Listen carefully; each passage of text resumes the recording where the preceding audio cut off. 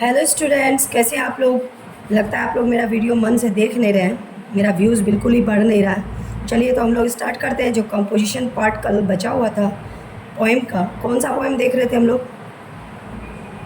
God made the country. तो आइए composition देखते हैं। You spend your summer vacation in a village, write a letter to your friend telling him the things you enjoyed there. तो मानिए कि आप लोग समर वेकेशन, अपना जो गर्मियों की छुट्टी आप लोगों के स्कूल में होती है, उसको कहीं पे गांव में गए हैं, स्पेंड किए हैं। तो अपने मित्र को यह पत्र लिख के उन्हें बताइए कि आप लोगों ने वहाँ क्या एंजॉय किया। Write a paragraph on the trees that are found in your village. एक पैराग्राफ लिखिए वैसे पेड़ के बारे में जो आपके गांव में पाए जाते हैं।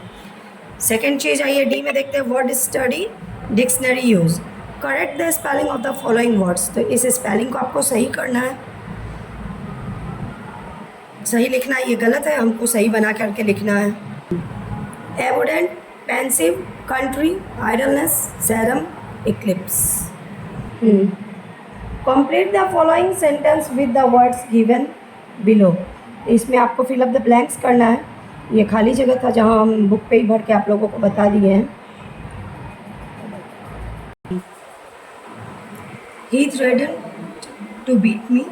Idleness will not let you rise in life. Did you taste the sweet dish? Like a wanderer, I just moved here and there. Having failed at the examination, he was in a pensive mood. His words offered me, and I could not give a correct reply. Chariots were the vehicles of gods and kings. The teacher was confounded when Raju went on, arguing with him. अब word formation है यहाँ पर, तो ये आपको reading करने वाली चीज़ें हैं। यहाँ आइए हम लोग देख, तो इसको आपको, इन सारे वर्ब्स को, ये सब वर्ब हैं और इन सब वर्ब्स को आपको अपने सेंटेंस में प्रयोग करना है। तो ये आप लोग करके देखिएगा। हम तो बहुत करवाए हैं और आगे भी देखेंगे, करवा देंगे। By using ER in the end of an adjective we give it a comparative degree। तो एग्जेक्टिव में 3 डिग्रीज भी होते हैं, जो आप लोग को नहीं पता होगा या में भी पता भी हो, लेकिन जब मैं ग्रामर सेक्शन चालू करूँगी तब बताऊँगी कि positive degree, comparative degree and superlative degree. तो जब हम कंपैरेटिव डिग्री में चेंज करते हैं एग्जेक्टिव को तो ER यूज़ करते हैं। उसी प्रकार आपको इसमें ER यूज़ करके कंपैरेटिव डिग्री में बनाना है। बिग, बिगर, white, whiter, sweet, sweeter, greener, black, blacker, taste, tastier, old, older, small, smaller, out, outer, large, larger। यहाँ पर match the following words in column A with their meanings given in column B। तो same words है दोनों, आपको match करना है। जैसे थ्रेडन का है एक्सप्रेस ए ट्रीट, फटिक का है एक्सहॉशन, एलिमेंट का है नेचुरल क्वालिटी, ए स्पेयर का है additional to what is required, splendour का है ब्रिलियंस, स्केयर्ड का है frightened. By the using and, God made the country and man made the town. We went to the market and we also went to the cinema।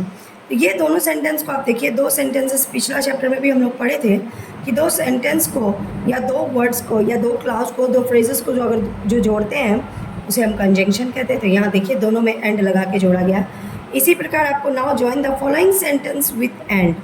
मुझे नहीं लगता कि आपको बताना पड़ेगा या लिख के दिखाना पड़ेगा। Raju wrote letters and he posted him. Mother cooked dinner and she served it. The teacher taught the lesson and he asked us to do exercises.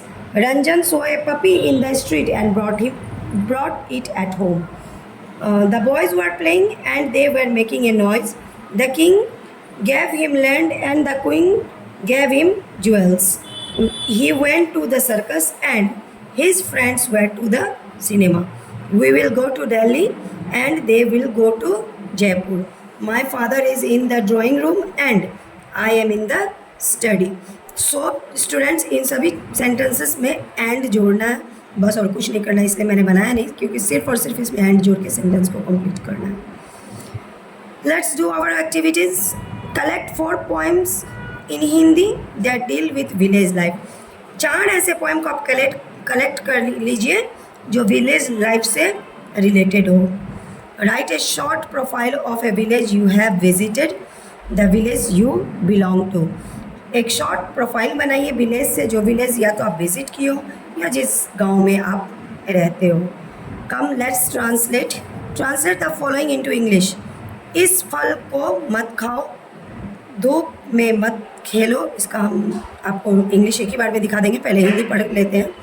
बाजार शाम में जाओ, प्रतिदिन व्यायाम करो, नियमित रूप से अध्ययन करो, धार्मिक पुस्तकों का अध्ययन करो, कुछ समय छोटे भाई बहनों के साथ बिताओ, रोज अखबार पढ़ो, रोज कुछ नए अंग्रेजी के शब्द सीखो, कमरे की खिड़कियां खोल दो। Do not eat these fruits, do not play in the sun, go to the market in the evening, have some physical exercise every day, read regularly, read religious book, spend some time with your younger brother and sisters, read newspaper every day, learn some new English words daily, open the window. Oh, sorry. Open the window of the rooms. Thank you, have a nice day. Video को please देखिए और अपना English को improve कीजिए।